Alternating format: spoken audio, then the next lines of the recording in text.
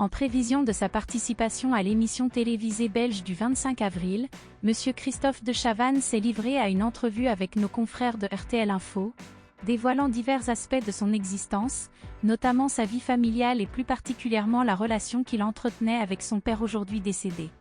Malgré sa loquacité manifeste lorsqu'il aborde le sujet de ses enfants, M. Christophe de Chavannes a longtemps gardé le silence sur le drame qui a profondément marqué sa vie, à savoir la disparition tragique de son père.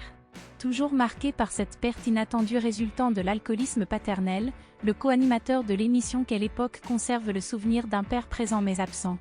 Ainsi qu'il l'a si bien exprimé lors d'une récente interview accordée à RTL Info le 21 avril 2023, manifestant ainsi une émotion toujours vive.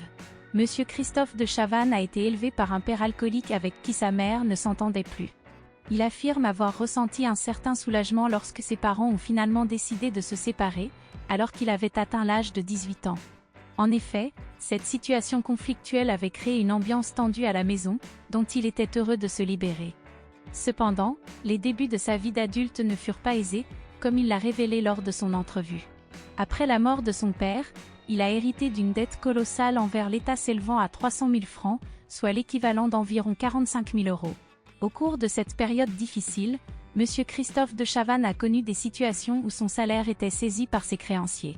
Malgré ces difficultés, il s'est battu avec acharnement pour réussir et gravir les échelons de la réussite. En mai 2016, lors d'un épisode de l'émission Salut les Terriens, l'animateur avait déjà évoqué son père, soulignant la perte tragique qu'il avait subie. Il avait ainsi révélé que son père était décédé prématurément à l'âge de 54 ans, des suites de l'alcoolisme. Après avoir finalement réussi à rembourser cette somme considérable, M. de Chavannes travaille aujourd'hui avec ses 3 enfants, dans l'objectif d'éviter de répéter les mêmes erreurs que celles commises par son père.